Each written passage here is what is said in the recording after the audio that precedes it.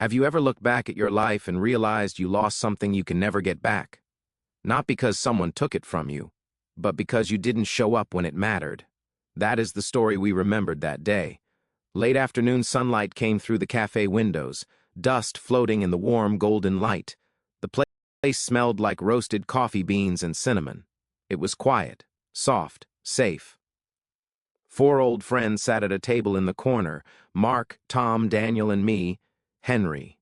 We weren't just catching up, we were remembering who we used to be. 40 years had passed, careers, marriages, kids, life pulled us in different directions, we all changed. But one thing remained: time did not slow for any of us. Tom tried to make us laugh. "Remember that summer we drove to California," he said, "with no plan and only $80? We chuckled, but the laughter faded quickly, because we all knew why we were here. We were here to talk about the things we never talked about, the things we hid, the things we ran from, or maybe the things that still follow us." Mark was quiet. He stared into his coffee, hands trembling slightly, hands that once rebuilt motorcycle engines in our college parking lot, hands that once believed they could hold the whole world. Finally, he spoke. "The day I held my son for the first time," his voice cracked just a little, "I realized I wasn't ready to be a father." The cafe stayed silent, not cold, not awkward, just heavy. If a stranger had walked in right then, they would have just seen four men drinking coffee. But if they had listened closely, they would have heard regret breathing between every word. Mark didn't look up. "You ever look back at your younger self," he said softly, "and realize he was braver than you became?" None of us answered, because we understood. The day my son was born, everyone told me something would change inside me. They said a father just knows. They said it's natural, automatic. He shook his head. "It wasn't. I loved him, I did, but I was afraid I would break him. I was afraid I would fail him. So instead of holding on, I pulled away." We didn't tell him he was wrong. We didn't say you did your best. We didn't lie to make him feel better. When a man finally tells the truth of his life, you let him speak. No interruptions, no fixing, just listening. Mark continued. "It was a Tuesday, April 12th, 1983, early morning. The sky was gray, the kind of morning where the world feels quiet, like it's waiting. They put him in my arms. He was so small, his hand wrapped around my finger, and I felt love, real love. But love didn't make me ready. Love didn't erase fear. I thought if I stayed too close, I'd ruin him.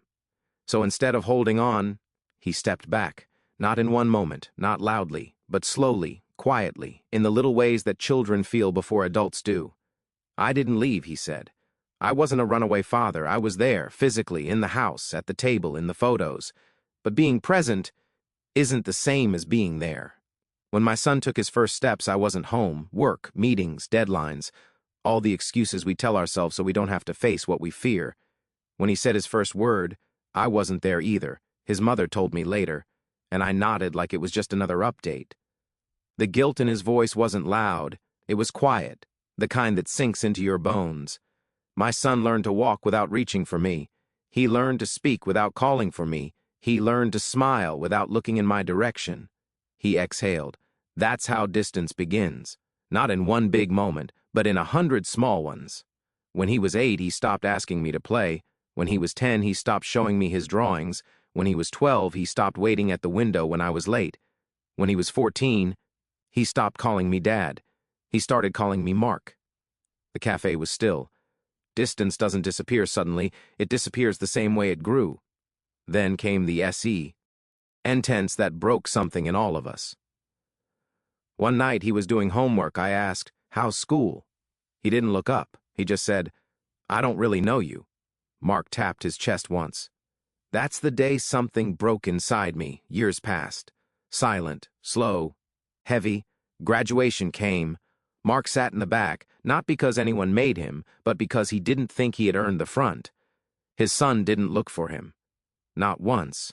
After the ceremony, he tried to speak, but his son only said, "I don't need anything from him." Not cruel, just real. "I taught him how to live without me," Mark said. Life went on. His son grew, built a life. One Mark wasn't a part of. The messages Mark sent were polite. The replies he received were polite. The same emotional language he had taught. Then one day, a text. "We're having a baby, a granddaughter, a new life, a door opening just a little." "I want to try again," Mark said. "But I don't know if I'm allowed to. I don't know if I've earned the right, and I'm afraid if I reach out, he'll push me away." We stayed quiet, not because we didn't care, but because we finally understood. Every man at that table had something he wished he could fix. Tom finally spoke. "Mark, you talk like the story is over, but your son is still alive, and you're still alive. That means the ending hasn't been written yet." Daniel added, "Don't make the same mistake again." And I said, "Start small. You don't fix everything in one moment. You just show up, tell him the truth, not excuses, not speeches, just the truth. And don't wait for the perfect moment. That's how you lost the first 18 years. Mark breathed out, not broken, just tired. "I thought saying it out loud would make the guilt heavier," he said. "But I think I just needed someone to witness it. At our age, the greatest support is simply not leaving." So we stayed. And when we finally walked outside, the evening air was cold, but the day didn't feel heavy anymore. It felt possible. Mark looked out at the street. "I'm going to call him," he said. His voice wasn't loud, but it was sure, and hope doesn't have to be strong to be real. Sometimes, hope is just a quiet decision you make after years of silence.